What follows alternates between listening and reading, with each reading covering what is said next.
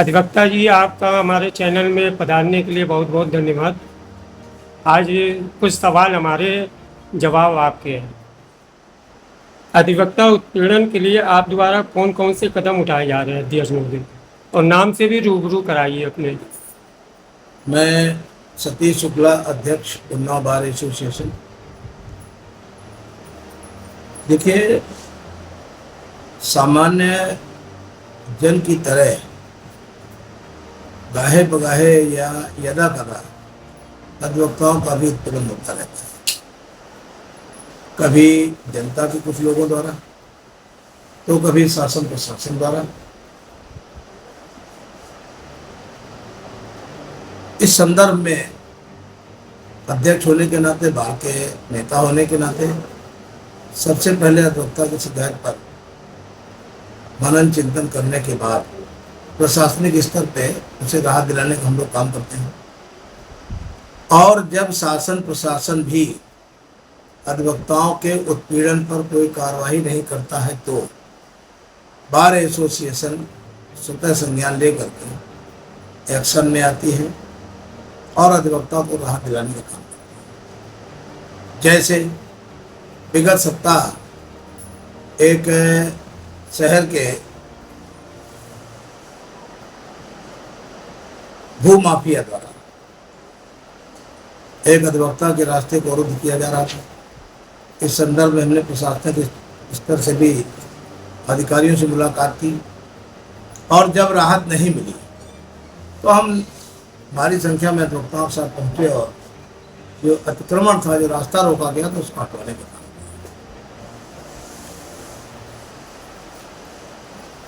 अध्यक्ष महोदय, अधिवक्ता हित के लिए आप द्वारा कौन कौन से कदम उठाए जा रहे हैं? देखिए, अधिवक्ता हितों के लिए जब मैं पहली बार 2002 में अध्यक्ष चुना गया, तो मुझे लगा कि हर विभाग के कर्मचारी जब रिटायर होते हैं, कुछ ना कुछ सरकार उनको देती है।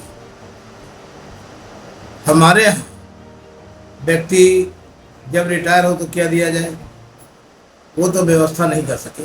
लेकिन कई जिलों में उस समय प्रचलित थी मृतक अधिवक्ता धनराशि। उन जनपदों की देखा देखी हमने भी उन्नाव में 5,000 रुपये से इसको शुरू किया अपने प्रथम कार्यकाल में, कि किसी अधिवक्ता का जब निधन होगा तो बार एसोसिएशन 5,000 रुपये की धनराशि देगी। अपना कार्यकाल समाप्त होने पर इसे 10,000 हमने किया। संयोग से मैं दोबारा भी जीता, मैंने इसको 20,000 किया। और फिर मैं चुनाव नहीं लड़ सका मॉडल बायलॉज के आ जाने की वजह से। लेकिन जैसे 2012 में मैं फिर से तीसरी बार अध्यक्ष हुआ, मैंने इस धनराशि को बढ़ाकर 50,000 किया। 14 में इसको बढ़ा के 60,000 किया। 16 में इसको बढ़ाकर 75,000 किया। और 18 में इस धनराशि को बढ़ा करके हमने 1 लाख किया। लेकिन 19 में जो कार्यकारिणी आई, उसने इसे रोक दिया और 75,000 रहने दिया। लेकिन हमने हार नहीं मानी। जैसे ही मैं फिर 21 में अध्यक्ष हुआ, मैंने इसको बढ़ा करके 1 लाख किया, जो आजकल अपने। और मेरा प्रयास है हमारे इस 8वें कार्यकाल में हम इस मृतक आश्रित धनराशि को बढ़ा करके 1.5-2 लाख करने का काम करेंगे। अध्यक्ष महोदय, आपकी बार में कुछ स्टीचीटर अधिवक्ता का पंजीकरण है, और सुनने में बार काउंसिल उत्तर प्रदेश उनका आपराधिक इतिहास भी छुपाकर झूठा शपथ पत्र पूर्व में गया है। इस संबंध में आपका क्या कहना है? देखिए, इस संबंध में बार काउंसिल ने बहुत पहले से नियम बना रखा है, और इसीलिए जब वो रजिस्ट्रेशन किसी अधिवक्ता का करते हैं, तो अब कोई आपराधिक इतिहास नहीं, इसका एक हलफनामा ले लेते हैं। और इसके बाद भी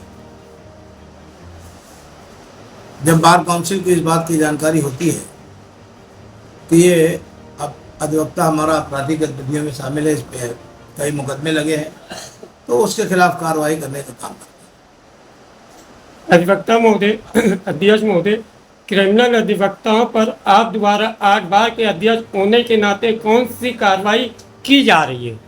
हमारे यहाँ के जो संविधान है, मॉडल बायलॉज को हम लोगों ने अंगीकार किया है, सारे प्रदेश के अधिवक्ताओं ने, सारे प्रदेश के बार एसोसिएशन ने अंगीकार किया है। और इस संबंध में कोई हमारे मॉडल बायलॉज में इस तरह की व्यवस्था नहीं है। हाँ, यह है कि अगर किसी अधिवक्ता द्वारा आपराधिक गतिविधि में शामिल होने की जानकारी या शिकायत मिलती है तो बार एसोसिएशन को संज्ञान में लेकर के इसके निराकरण का प्रयास करते हैं। अध्यक्ष महोदय, बार काउंसिल उत्तर प्रदेश ने पूर्व में आदेश जारी किए थे, अगर इस प्रवृत्ति के अधिवक्ता किसी भी जनपद में नियुक्त है, उनकी सूचना जिला प्रशासन द्वारा अध्यक्ष बार काउंसिल उत्तर प्रदेश को प्रेषित किया जाए। इस संबंध में आपका क्या कहना है? हमारे संज्ञान में इस तरह का मामला कोई नहीं आया है। कोई अधिवक्ता आपराधिक गतिविधियों में संलिप्त है और न किसी व्यक्ति ने इस बात का अनुरोध किया है कि वे इस तरह के अधिवक्ता की जानकारी बार काउंसिल को दें। अध्यक्ष महोदय, विश्वास सूत्रों से जानकारी हुई है कि आप क्रिमिनल अधिवक्ता के रक्षा कवच है और जिस कारण आप ऐसे अधिवक्ताओं को बार से निरस्तिक नहीं कर रहे हैं और संपूर्ण जानकारी होने के बावजूद भी इसका नियुक्ति से बार से क्यों नहीं किया जा रहा? देखिए, पहली बात जो मैंने कहा इसकी मुझे जानकारी नहीं है। जानकारी होने पर जो शिकायतकर्ता लोग होते हैं या अधिवक्ता होते हैं उनकी बात को संज्ञान में लेकर कार्रवाई की जानी चाहिए, की जाती है। लेकिन जब तक इस बात की जानकारी, और दूसरी बात मेरा मानना यह है कि किसी भी अधिवक्ता के खिलाफ या किसी भी व्यक्ति के खिलाफ सिर्फ एफआईआर हो जाना ही पर्याप्त नहीं होता है। जब तक वो दोष सिद्ध न हो जाए न्यायालय में तब तक उसे हम लोग अपराधी नहीं कह सकते। आपका बहुत बहुत धन्यवाद। आपके दिए गए जवाब से बहुत खुशी हुई। धन्यवाद बहुत बहुत।